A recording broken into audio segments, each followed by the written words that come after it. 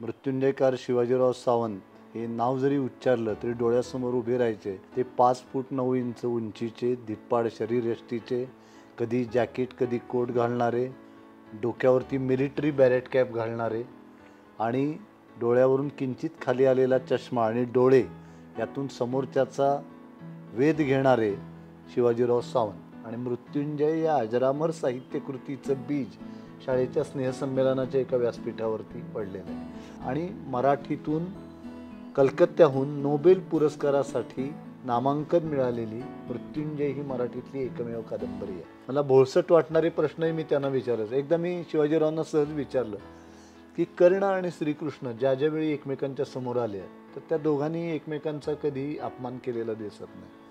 तर त्यांनी उत्तर दिलेलं फार मार्मिक आहे. ते म्हणाले की शिवाजीराव भोसलेंनी त्यांच्याविषयी असं म्हटलं आहे की आरंभी कुंतीपुत्राची व्यथा, मग शिवपुत्राची कथा आणि शेवटी श्रीकृष्णाची गीता त्यांनी आपल्या साहित्यातून मांडली. की आप्तस्वकीयांना जरबेत ठेवणारा हा उग्रगंभीर पुरुष प्रथमदर्शनी सर्वांना भयचकित करतो, पण थोड्याच वेळात बैठकीत स्नेहकस्तुरीचा गंध दरवळू लागतो आणि माणसे त्यांच्या पायाशी आणि पायी खुळी होतात. देहाने घरात, मनाने कुरुक्षेत्रात आणि कल्पनेने श्रीकृष्णाच्या सहवासात वावरणारा हा माणूस थोरल्या महाराजांच्या दरबारात दाखल होतोच कसा? त्यांचा श्रीकृष्ण जर इंग्रजी अवतार घेऊन युरोपीय राष्ट्रात प्रकट झाला तर शिवाजीराव सावंत हा मराठी साहित्यसृष्टीतला न मावळणारा सूर्य ठरेल.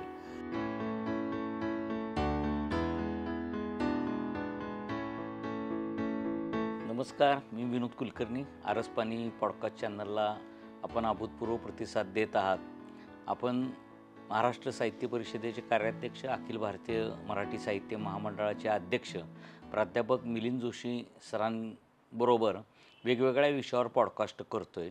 पु ल देशपांडे, आचार्य अत्रे यांच्याविषयीचे पॉडकास्ट आपण सरांचे ऐकलेलेच आहेत आणि त्याला अभूतपूर्व असा प्रतिसादसुद्धा आपण दिलेला आहे. हजारो लोक हा पॉडकास्ट पाहतात आणि मिलिंद जोशींच्या तोंडून हे सगळे लेखक, वक्ते यांच्याविषयीचे किस्से, अनुभव, त्यांनी वेगवेगळ्या प्रकारे केलेलं काम ह्याच्यावर मिलिंद जोशी सर भरभरून बोलतात. ह्या सगळ्या व्यक्तिमत्वांचा आढावा एखाद्या पॉडकास्टमध्ये घेणं ही सोपी गोष्ट नाही, कारण ही माणसं अवकाशातसुद्धा मावणारी नाहीत. इतकं भव्य असं काम ह्यांचं आहे. अशाच एका लेखकाविषयी म्हणजे मिलिंद जोशी यांच्या आयुष्यामध्ये शिवाजी नावाचा फार मोठा प्रभाव आहे आणि त्यांची कारकीर्द घडवण्यामध्ये सुद्धा शिवाजी नावाचं काम मोठं आहे. शिवाजी नावाच्या व्यक्तिमत्वानी मिलिंद जोशींना आकार दिलेला आहे. म्हणजे जसं शिवाजी महाराजांचं नाव घेतल्यानंतर आपल्या अंगावर रोमांच उभं राहतं, असंच एक नाव आहे शिवाजी सावंत, की ज्यांनी प्रचंड काम लेखन क्षेत्रामध्ये केलेलं आहे. त्यांनी लिहिलेल्या कादंबऱ्या ह्यांनी महाराष्ट्र घडवलेला आहे. पण शिवाजी सावंतांची दखल समीक्षकांनी ज्या प्रकारे घ्यायला हवी होती त्या प्रकारे घेतली नाही आणि शिवाजी सावंतांनी जे काही काम केलेलं आहे ते पुन्हा पुन्हा महाराष्ट्राने त्याची दखल घेतली पाहिजे. त्यांनी जे काही लेखन केलेलं आहे त्याची पारायणं केली पाहिजे.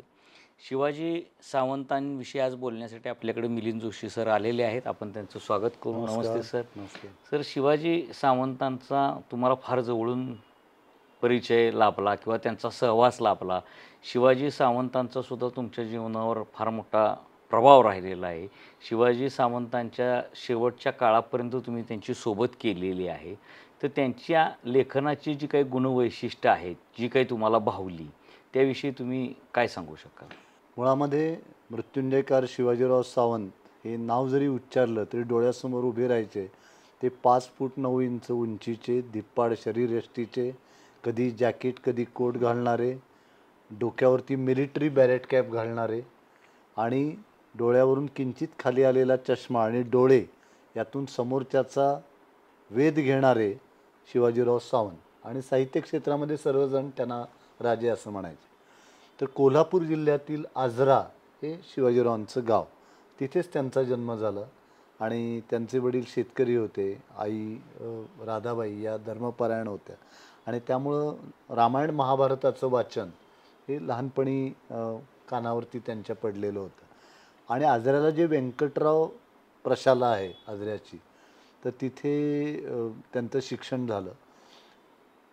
शालेय जीवनातली एखादी घटना एखाद्या लेखकाच्या जीवनामध्ये केवढा मोठा बदल घडवू शकते याचं उत्तम उदाहरण म्हणून आपल्याला शिवाजी सावंतांच्याकडे पाहिलं पाहिजे. म्हणजे ते शाळेमध्ये शिकत असताना त्यांनी आणि त्यांच्या मित्रांनी शाळेच्या स्नेहसंमेलनासाठी शिम परांजपे लिखित अंगराज कर्ण ही एकांकिका बसवलेली होती. आणि त्यामध्ये त्यांचा जो मित्र आहे तो कर्णाची भूमिका पार पाडत होता. आणि स्पष्ट शब्दोच्चार आणि राजबिंड रूप यामुळे श्रीकृष्णाची भूमिका ही शिवाजी सावंतांच्या वाट्याला आलेली होती. पण त्या एकांकिकेमध्ये रथचक्र उद्धरणाच्या वेळी कर्णाने उच्चारलेलं प्रत्येक वाक्य हे शिवाजीरावांच्या अंतःकरणामध्ये एखाद्या बाणाप्रमाणे रुतून बसलं आणि मृत्युंजय या अजरामर साहित्यकृतीचं बीज शाळेच्या स्नेहसंमेलनाच्या एका व्यासपीठावरती पडलेलं आहे. आणि शिवाजीराव उत्तम कबड्डी खेळायचे, अगदी राष्ट्रीय पातळीवरती ते गेलेले होते. आणि त्यामुळं खेळाची आवड आणि पुढे आर्थिक परिस्थिती बेताची असल्यामुळे त्यांनी टंकलेखनाचा डिप्लोमा पूर्ण केला. काही काळ कोर्टामध्ये काम केलं. म्हणजे शहाण्या माणसांनी कोर्टाची पायरी चढू नये असं म्हणतात, पण शिवाजी सावंत आणि शिवाजीराव भोसले या दोघांनी काही काळ कोर्टामध्ये काम केलेलं आहे हे आपण लक्षात घेतलं पाहिजे. आणि मग पुढे आपण शिक्षक व्हावं त्यांना असं वाटत होतं. आणि मग राजाराम हायस्कूलमध्ये शिक्षक म्हणून त्यांनी काम करायला सुरुवात केली. आणि पुणे विद्यापीठाची FYBAची परीक्षा देत असताना केदारनाथ मिश्र यांचं कर्ण हे खंडकाव्य त्यांच्या वाचनात आलं. आणि कर्ण या विषयाने ते इतके भारावून गेले की आपण कर्णावरती एक कादंबरी लिहिली पाहिजे असं त्यांना वाटलं. आणि मग कोल्हापूरचं जे वाचनालय आहे तर त्या वाचनालयामध्ये ते जात होते, तिथले संदर्भ पाहत होते. पण शब्दांच्या फुलोऱ्यात आणि कल्पनेच्या विश्वात न रमता कादंबरी अधिक वास्तववादी व्हावी म्हणून त्यांनी कुरुक्षेत्राचा प्रवास करायचं ठरवलं. आता मला सांगा, शाळेमध्ये शिक्षक म्हणून काम करणारा एक गृहस्थ तो कुरुक्षेत्राला जायचं स्वप्न पाहतो, तर अडचण होती पैशाची आणि रजेची. तर कोल्हापूरच्या सरकारी दवाखान्याचे डॉक्टर पाथरकर यांनी शिवाजीरावांना आजारी पाडलं आणि त्यांना 6 महिन्याची रजा मंजूर झाली. म्हणजे डॉक्टरांनी बोगस सर्टिफिकेट देण्याची प्रथा किती जुनी आहे, पण त्यातून एक अजरामर साहित्यकृती कशी निर्माण होती हे आपल्या लक्षात येईल. आणि मग त्या काळामध्ये त्यांना कोल्हापूरकरांनी 8 दिवसात 1800 रुपये जमा करून दिले. म्हणजे शिवाजी सावंतांचं काही नाव नाही, एकही कादंबरी नाही नावावरती, अत्यंत वय तरुण. वय लहान, तर 1800 रुपये जमा करून दिले. त्यातला पहिला 125 रुपयाचा चेक होता तो चित्रतपस्वी भालजी पेंढारकरांचा, की जा तुम्ही काहीतरी करताय ना. मग त्यांनी मुंबईला येऊन यशवंतराव चव्हाण साहेब असतील, प्रबोधनकार ठाकरे असतील यांच्या भेटी घेतल्या. आणि मग ते कुरुक्षेत्रावरती गेले आणि विश्वनाथ बाबू भल्ला हे त्या कुरुक्षेत्र विद्यालयाचे जे मुख्याध्यापक त्यांच्याच घरी ते 3 महिने राहिले. त्यांनी सगळे उपलब्ध संदर्भ तपासले आणि आल्यानंतर 1500 पानाचं हस्तलिखित तयार केलं. आपल्याला आश्चर्य वाटेल, महाराष्ट्रातला एकही प्रकाशक ही कादंबरी प्रकाशित करण्यासाठी तयार नव्हता. शेवटी शिवाजी सावंत इतके निराश झाले की पुण्यामध्ये आले, पंचवटीवर गदी माडगुळकरांना भेटले. गदिमांना म्हणाले तुम्ही यातला काही भाग वाचा आणि एखाद्या प्रकाशकाला सुचवा. तर गदिमांनी ते वाचलं आणि त्यांनी कॉन्टिनेंटलच्या आनंदराव कुलकर्णींना सांगितलं की मुलगी नाकीडोळी नीटस आहे, तुम्ही करून घ्या, म्हणजे ही कादंबरी तुम्ही प्रकाशित करायला हरकत नाही. आणि आपल्याला आश्चर्य वाटेल, 3 महिन्यामध्ये 3500ची आवृत्ती संपली त्या काळात. आणि शिवाजी सावंत हे एकदम लोकप्रिय लेखक झाले. आणि मग आचार्य यात्रेंनी त्यांच्यावरती मराठामध्ये अग्रलेख लिहिला. पु ग सहस्त्रबुद्धेंनी केसरीमध्ये त्याचं परीक्षण लिहिलं. आणि त्यामुळं साहित्य क्षेत्रातल्या सगळ्या जाणकारांनी त्याची दखल घेतली. म्हणजे आपल्याला आश्चर्य वाटेल की त्या काळामध्ये दुसरी कुठलीही माध्यमं नव्हती, वाचनच करत असत शाळा महाविद्यालयाचे विद्यार्थी. तर त्यांना जी कॉलेज कुमारींची पत्रे यायची त्यामध्ये लिहिलेलं असायचं, तुमची कादंबरी मला अतिशय भावली, मला आपली नात समजा आणि मार्गदर्शन करा. त्यावेळेला शिवाजीराव फक्त 27 वर्षाचे. तर त्यामुळे अशा गमती जमती घडत होत्या.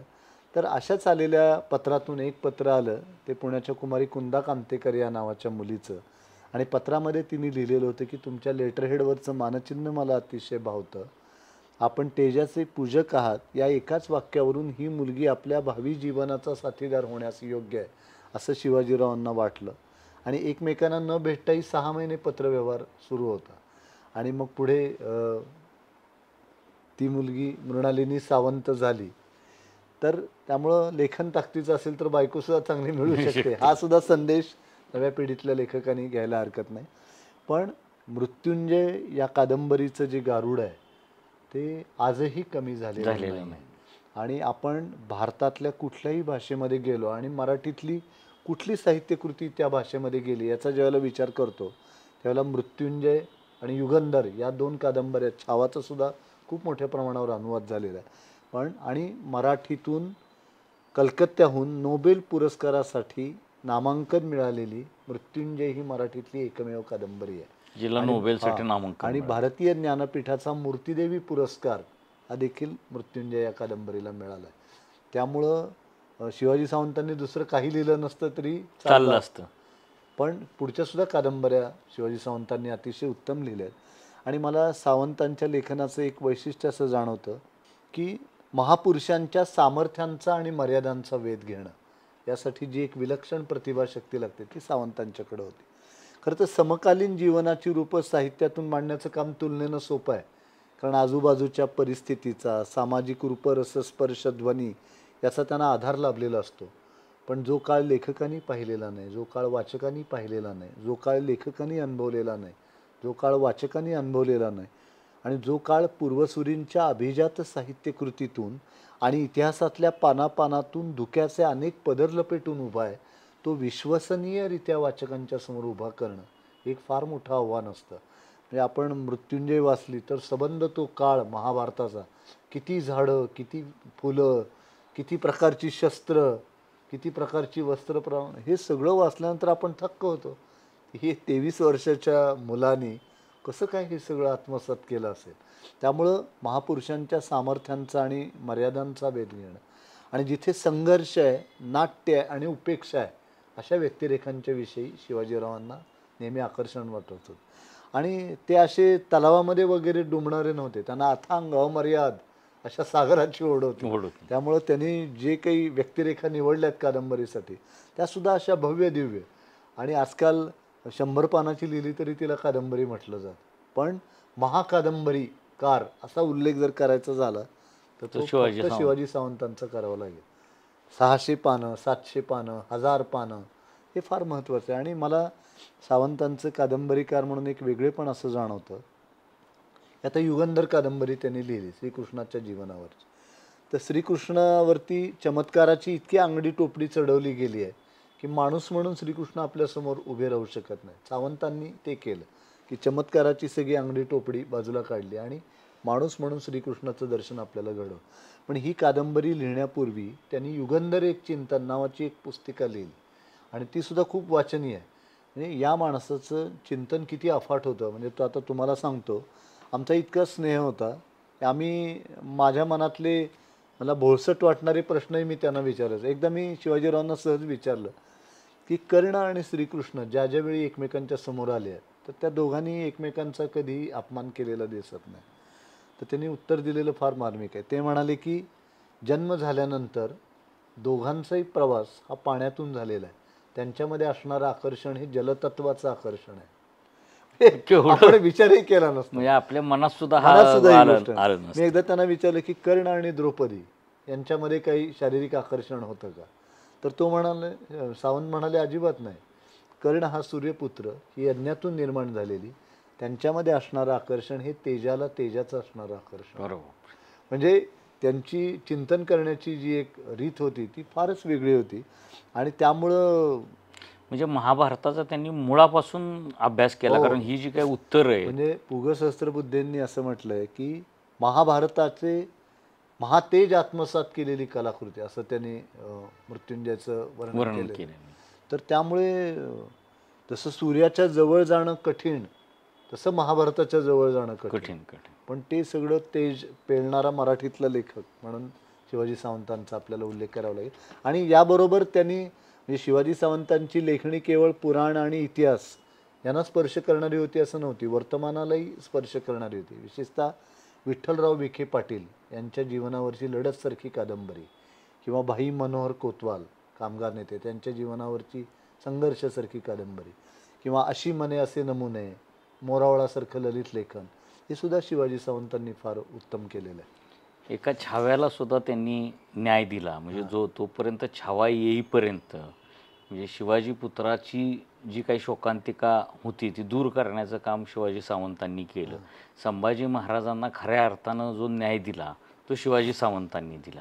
तर त्याच्या काही आठवणी शिवाजी सावंतांनी छावा म्हणजे आपल्याला आश्चर्य वाटेल की म्हणजे शिवाजी सावंतांनी ती आठवण सांगितली की त्यांनी छावा या कादंबरीचं लेखन सुरू केलं आणि त्यांच्या स्कूटरला एकदा अपघात झाला आणि थोडी उजवी बाजू पॅरलाइज झाल्यासारखी झाली होती काही काळ. तर थोडं इतर वेळी असंबद्धही ते बोलत असत, पण वहिनींना ज्यावेळेला ते डिक्टेशन देत असत त्यावेळेला त्यामध्ये इतकी सलगता आणि ज्या क्रमाने यायला पाहिजे आशय त्या क्रमाने तो इतका येत असे. म्हणजे त्या विषयाच्या अंतरंगामध्ये ते किती शिरलेले होते हे आपल्या लक्षामध्ये येईल. आणि अगदी बरोबर आहे, म्हणजे शिवाजीराव भोसलेंनी त्यांच्याविषयी असं म्हटलं आहे की आरंभी कुंतीपुत्राची व्यथा, मग शिवपुत्राची कथा आणि शेवटी श्रीकृष्णाची गीता त्यांनी आपल्या साहित्यातून मांडली. तर त्यामुळं इतिहासाचा एक भव्य पट, असा काळाचा मोठा पट उलगडून दाखवणं आपल्या कादंबरीतून ही त्यांची एक खासियत म्हणून आपल्याला त्याच्याकडे पाहावं लागेल. तुम्ही त्यांच्यासोबत दिवस घालवले.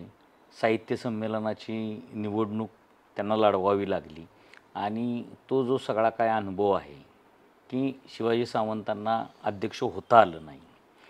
तर तुम्ही तो सगळा घटनाक्रम अनुभवला. त्यावेळेचं वातावरण, त्यांनी भरलेला अध्यक्षाचा अर्ज वगैरे ह्याविषयी.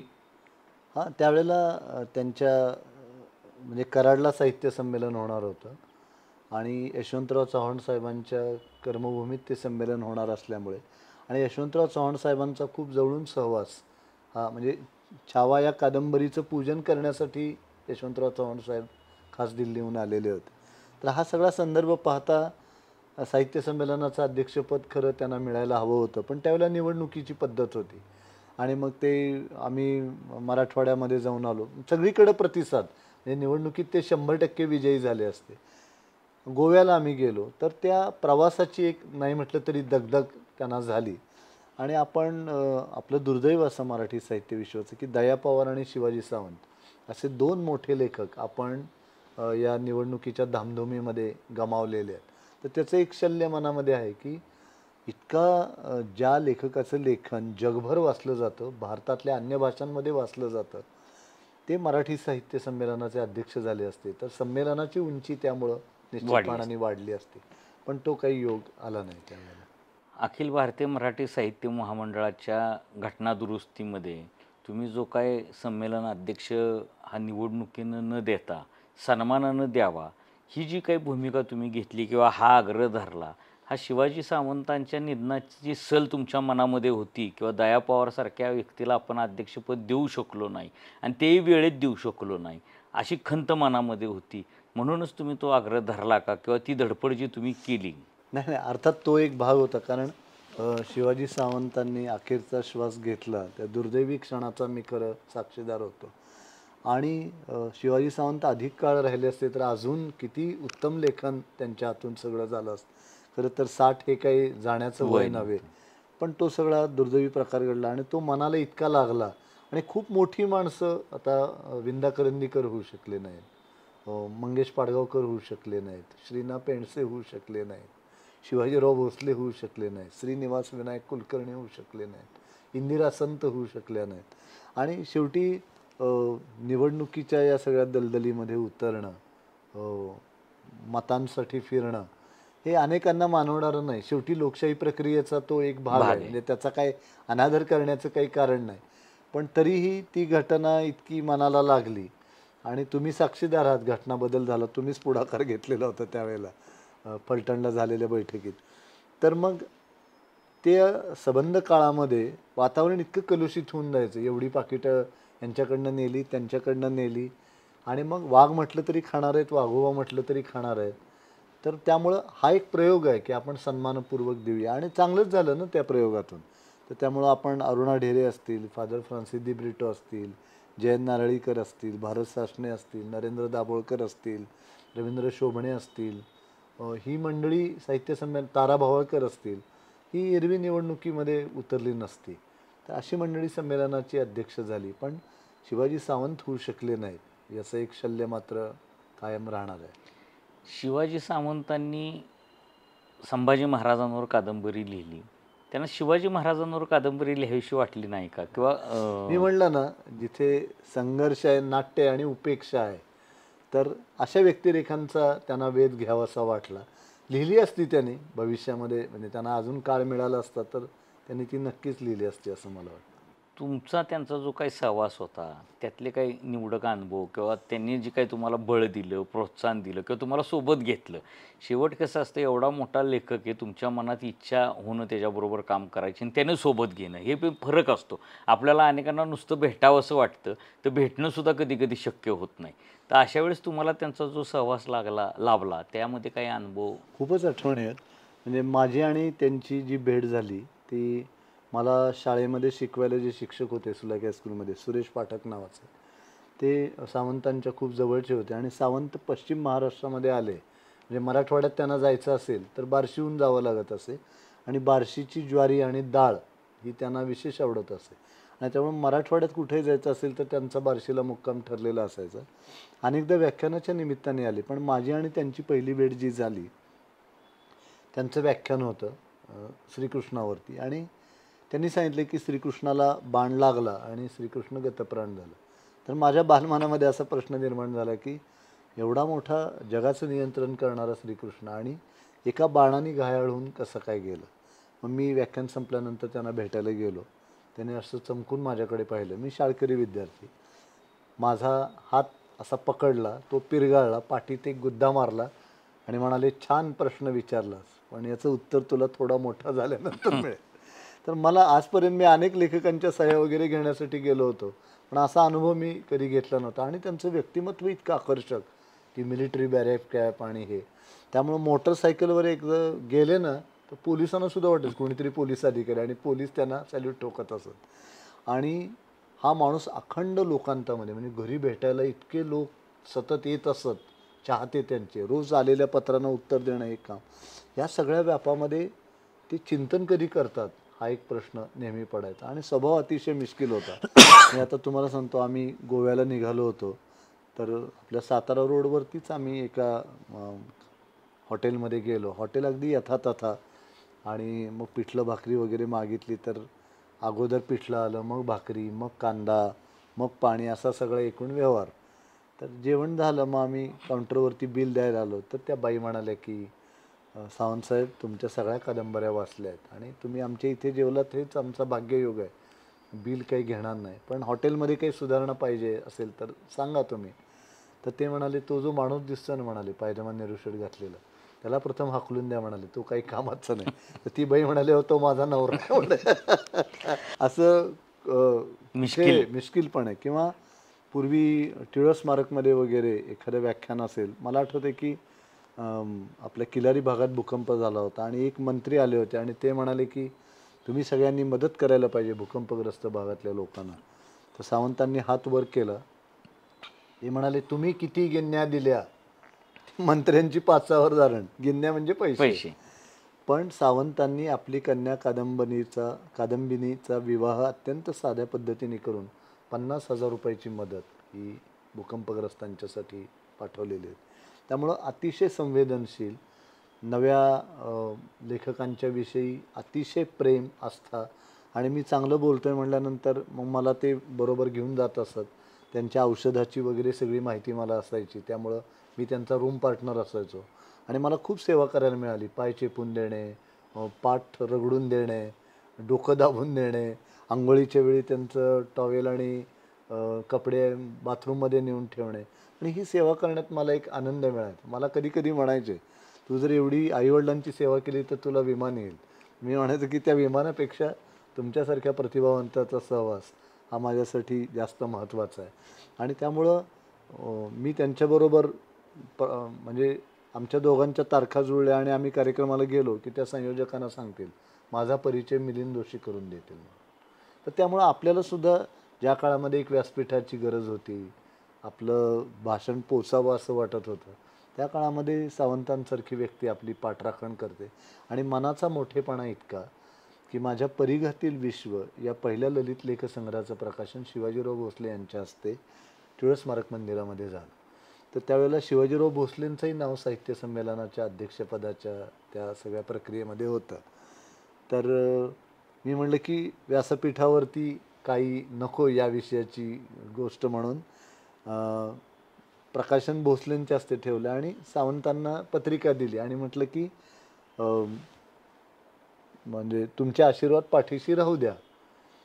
त्यांचा कुठेतरी एक कार्यक्रमही पूर्वनियोजित होता. तर त्या कार्यक्रमाच्या दिवशी त्यांनी 4 वाजता माझ्या पत्नीला फोन केला. मला तर फोन लागत नव्हता, घरी लँडलाईनवर केलं आणि म्हणाले गाडी घेऊन इकडे आहे, मी कार्यक्रमाला येणार आहे. आणि श्रोत्यांमध्ये पहिल्या रांगेत बसून त्यांनी त्या कार्यक्रमाचा आस्वाद घेतला.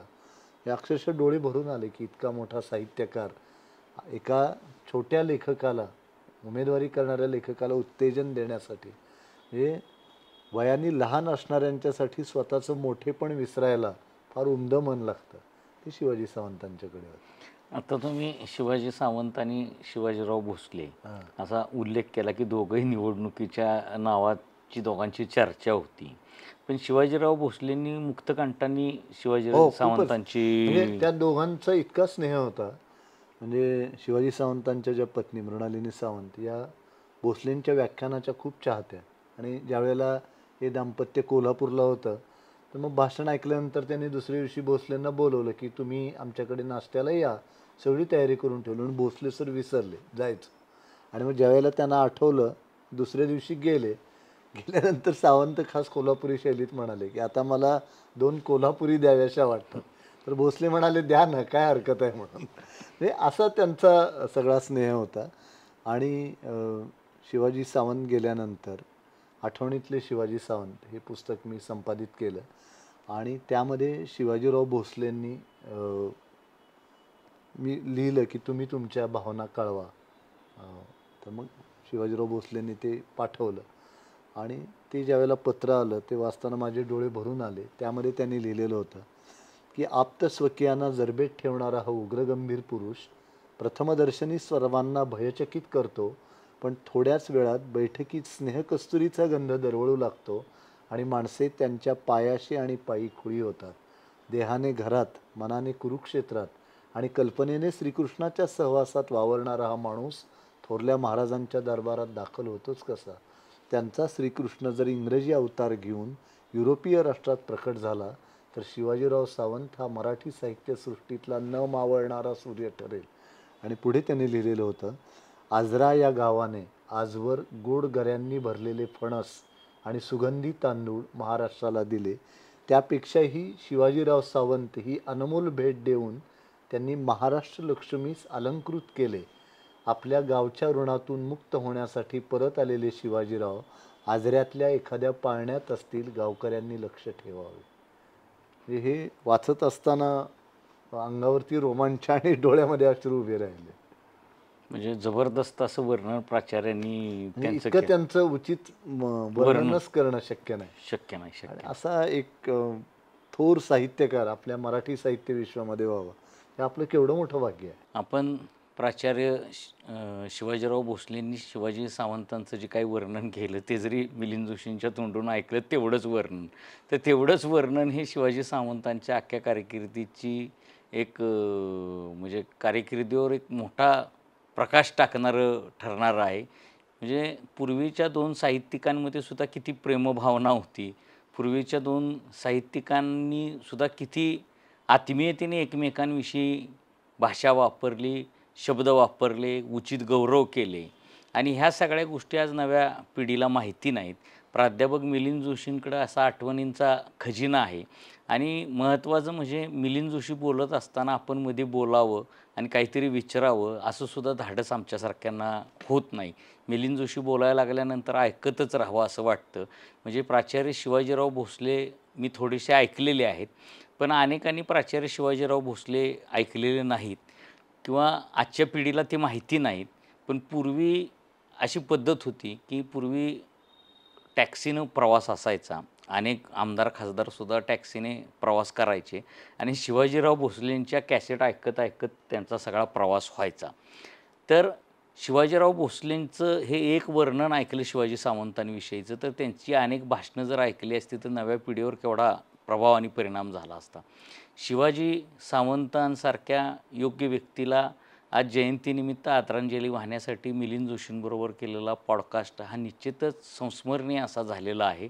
हा पॉडकास्ट आपण आवर्जून बघा आणि आरसपाणी चॅनल सबस्क्राईब करा. धन्यवाद सर, आपण आला.